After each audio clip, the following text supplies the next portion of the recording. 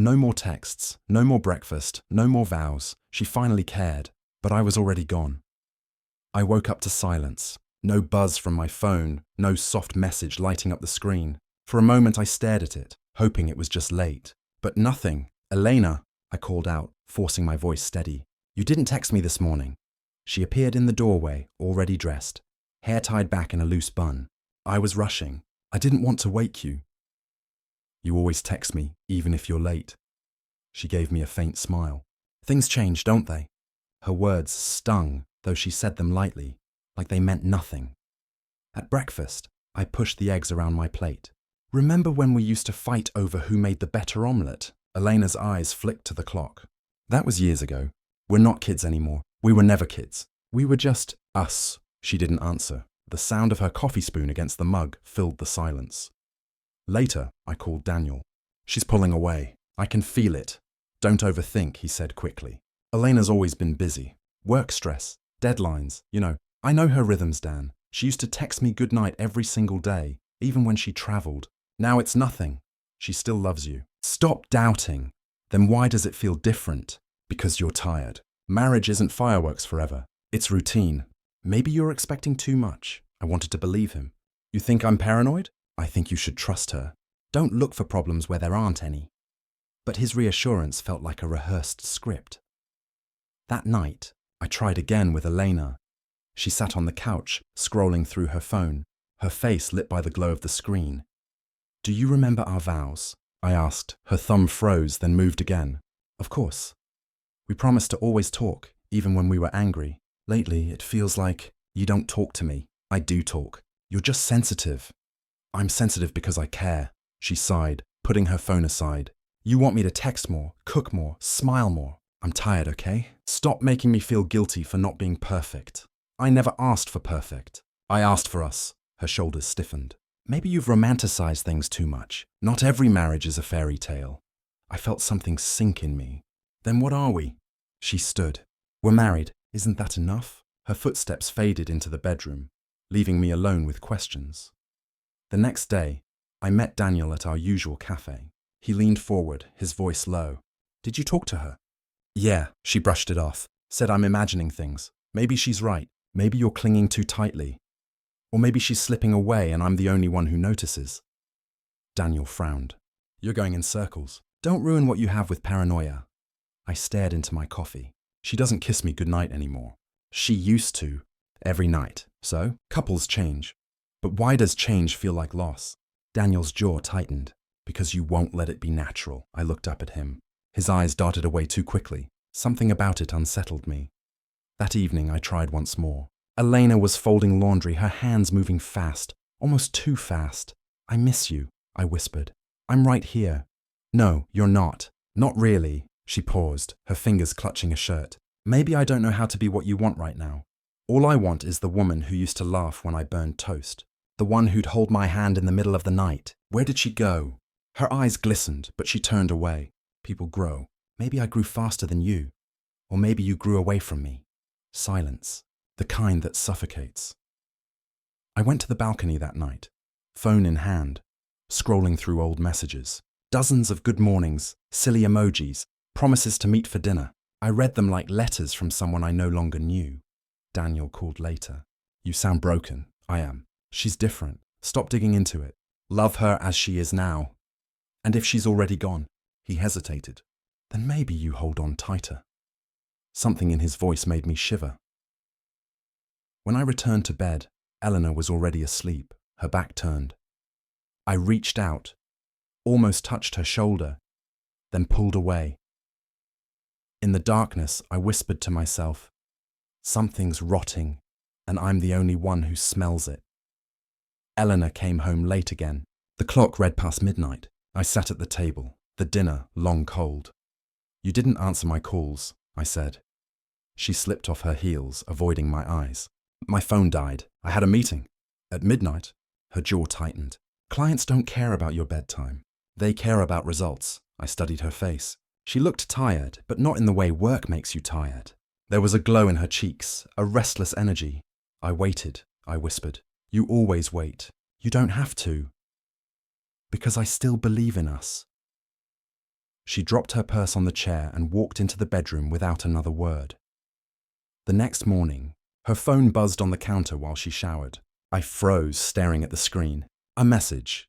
Can't stop thinking about last night. No name, just a number. My throat tightened. When she stepped out, towel around her, I forced my voice steady. Someone texted you. She glanced at the phone, then at me. A client. That's not how clients text. Don't read into it. You're overreacting. Eleanor, it said, stop! She snapped. Do you want to suffocate me with your suspicion? I'm already drowning in stress. Don't add to it. Her words cut deep. I nodded, but inside, doubt grew sharper. Later, I called Daniel. I saw a message.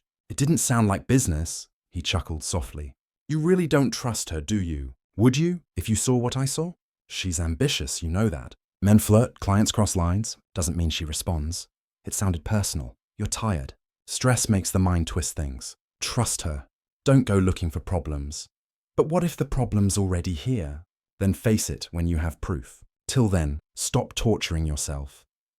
His calm tone should have soothed me, but something felt off. Still, I clung to his words because they gave me a reason not to break.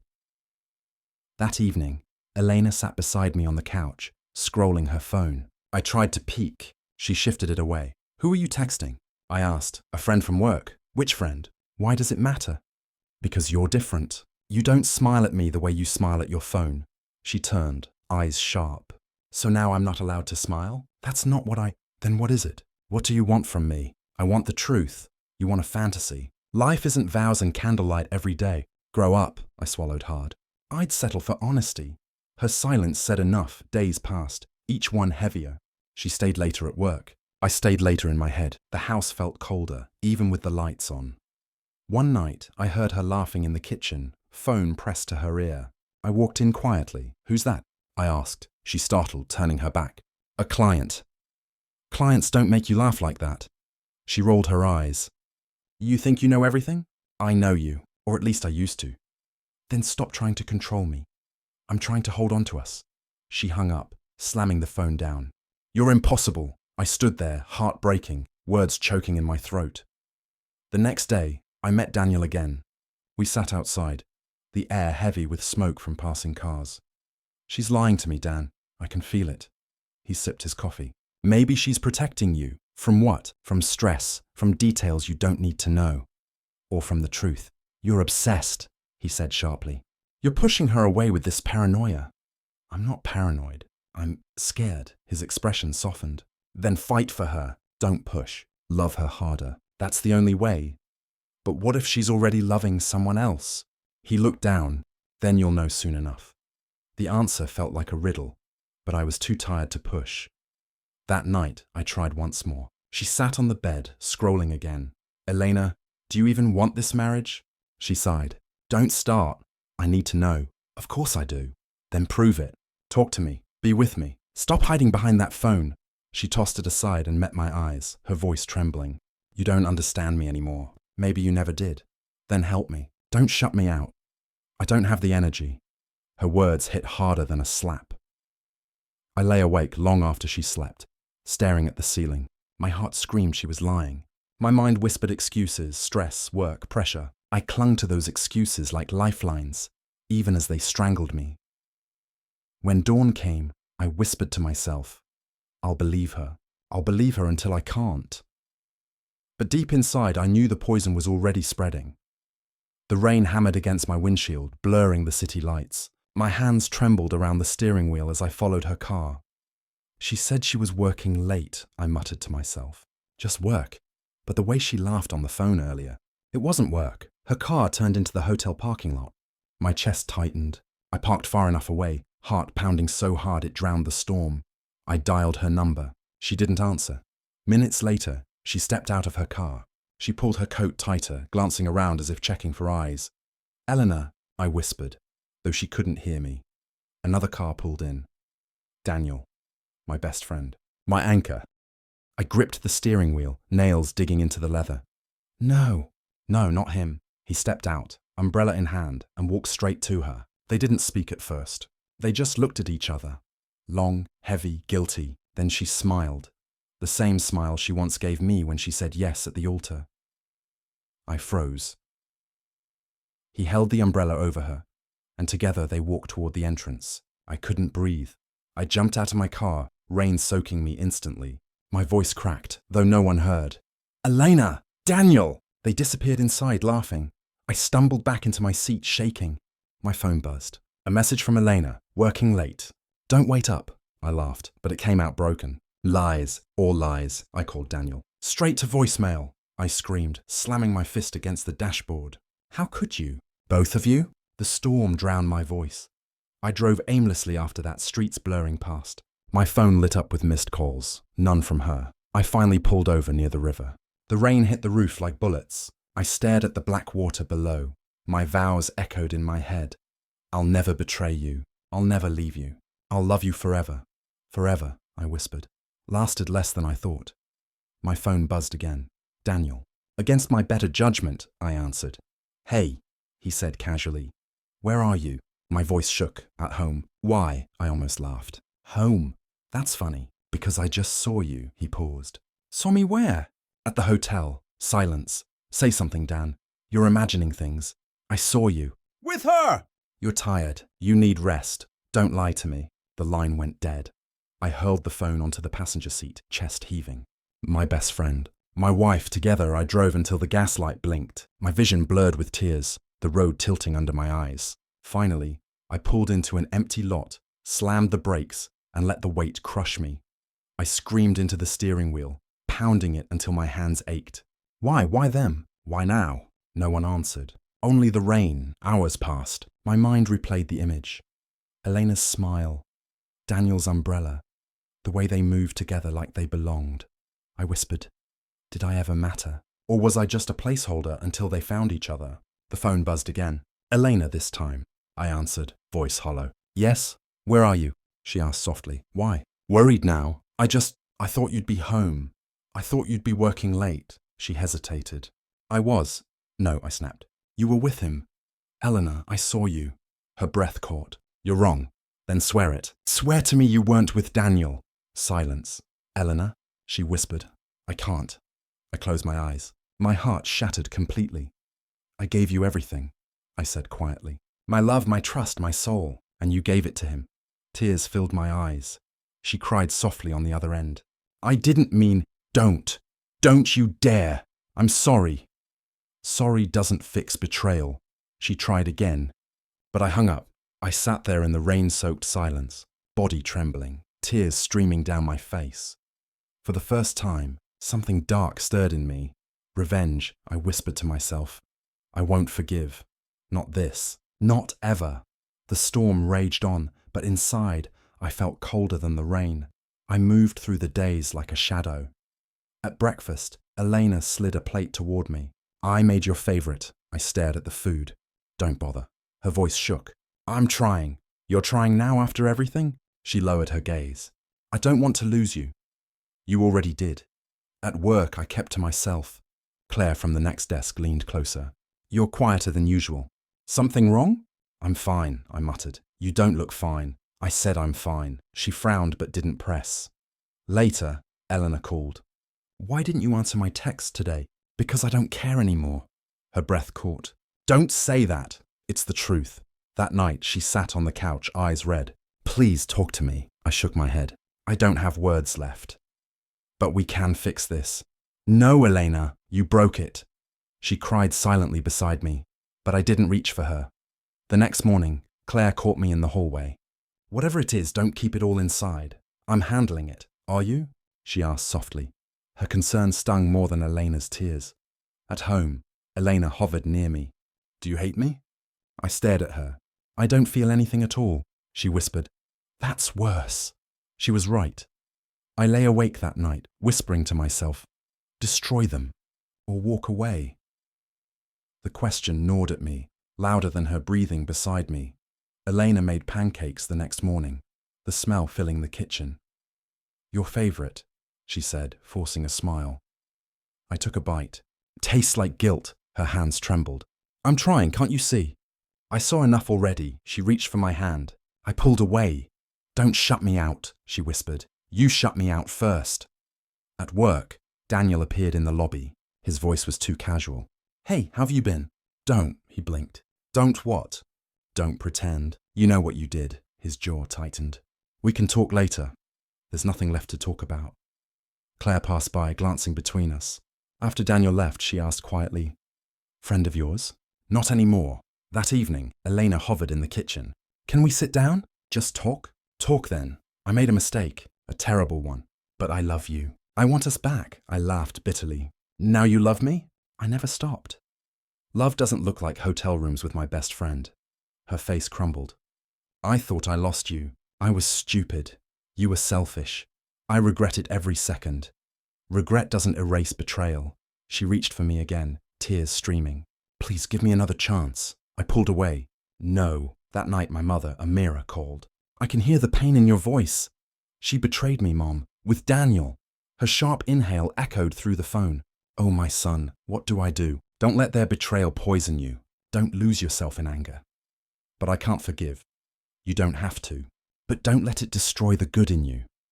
Her words lingered long after the call ended. Elena entered the room quietly. Who was that? My mother, the only person I can trust. Her tears fell harder. "Don't say that. It's the truth." She dropped to her knees, clutching my hand. "I'm begging you. Please don't give up on me." I stared down at her, cold. "You're only begging because you see me slipping away." She sobbed. "Because I love you," I whispered. Too late. Her mask finally cracked, but I felt nothing. I sat at my desk late at night. Elena asleep in the other room. My phone screen glowed as I scrolled through her messages. Screenshots, timestamps, little pieces of her lies stacking up like bricks. "Got you," I whispered. The next morning, she tried again. "Want me to drive you to work?" "No, I'll manage." Her eyes lingered. "You're distant. You just noticed?" At work, Claire leaned against my desk. "Rough night again?" I looked up. "You could say that." "You look like you're carrying the world on your shoulders." "Maybe I am." She tilted her head. "Ever thought of telling someone what's really going on?" I hesitated. "If I did, it would ruin everything." Her voice softened. "Sometimes things need to fall apart before they can be rebuilt." Her words echoed in my head as I opened a folder hidden in my drawer. Receipts. Hotel bookings, photos I'd taken that night. Proof Elena called during lunch. "Will you be home early?" "Why? I want to spend time with you." "You should have thought of that before." Her voice cracked. "I'm trying to make it right." "You can't." That night I caught Daniel's gaze across the office parking lot. He looked away quickly. Coward. I muttered under my breath, "You're running because you know I'm watching." When I got home, Eleanor was waiting at the door. "We need to talk." "Then talk." "I feel like you're slipping away. Please, don't shut me out completely." "You feel it because it's true." She reached for my arm. I stepped back. "I can change," she whispered. "You can't change the past." She started crying. I walked past her, dropping the receipts and photos into my drawer like ammunition. Alone in my room, I stared at the evidence. Should I destroy them both? Should I expose them publicly? Or should I leave quietly, letting the silence crush them more than any scream? I whispered into the dark. "Soon." I walked into Daniel's office, closing the door behind me. He looked up nervously. "Hey, what's going on?" I laid a stack of papers on his desk. "Recognize these?" His face drained of color. "Where did you—" "Hotel receipts, messages, pictures. Want me to keep going?" He swallowed hard. "Listen, it's not what you think." "Don't insult me." He tried to smile, but it faltered. "We didn't mean to—" "You meant every second. Don't bother lying." His silence was louder than any confession. I leaned closer. "You betrayed me, Daniel. My wife and my best friend. Congratulations." He dropped his head, voice breaking. I'm sorry." I felt satisfaction ripple through me. Sorry doesn't fix betrayal. Live with it. I turned and walked out before he could speak again. At home, Eleanor waited on the couch. "Where were you?" "Dealing with a liar." Her eyes darted nervously. "You spoke to him?" I did. He had nothing to say. Her hands twisted together. I made a mistake. I hate myself for it." "Good, you should." Tears slid down her face. "Please don't give up on me. I'll do anything." "You already did everything." She reached for me desperately. "I'll change. I'll prove it. Just don't leave me." I looked at her, stone-faced. "You don't deserve another chance." Her sobs filled the room, but I felt nothing. The next morning, I called my lawyer. "I want to file for divorce." He asked, "Any confrontation? Any drama?" "No, just papers. Silence is enough." That night, Elena tried again. Well, we can start over, can't we? I handed her the papers. No, we're done. Her hands shook as she read. You're really doing this? Yes. She collapsed onto the chair, crying harder than I'd ever seen. I whispered coldly. My silence is your punishment. Elena's calls came daily. Please answer me. Her voice begged through voicemail. I didn't. At work, Claire stopped by my desk. You look calmer. I shrugged. Maybe silence heals. She studied me. Or maybe watching others destroy themselves does. I gave a faint smile. Both. News spread quickly. Daniel's wife found the messages. I overheard whispers in the office. Did you hear? His wife left him. Serves him right. One colleague asked me, you knew, didn't you? I only replied, some things don't need words. Daniel avoided me completely. His confident walk was gone, replaced with slouched shoulders. Elena cornered me outside the house one evening. I'm not giving up on us. I stared. You already did when you chose him. She reached for me. I regret it every day. I wake up sick knowing I lost you. Good. Regret is the only company you have now. Her tears didn't touch me. I turned away. Later, Claire and I walked out of work together. You never talk about her, she said. There's nothing left to say. You're stronger than most. I've seen people collapse under less. I sighed. I already collapsed. What you see now is someone rebuilding. Claire smiled softly. Then keep rebuilding. Don't let ruins define you. At night, lying in bed alone, I realized I wasn't consumed by rage anymore. Watching karma strip them both bare felt like justice itself. I whispered to myself, revenge was tempting, but this is better. She showed up one last time. Saturday morning. Elena stood in the kitchen, trembling hands pouring coffee. Sit with me, please. I sat silent. She pushed a plate toward me. Toast, eggs, just like before. Her eyes were swollen. Do you remember when we used to laugh over mornings like this?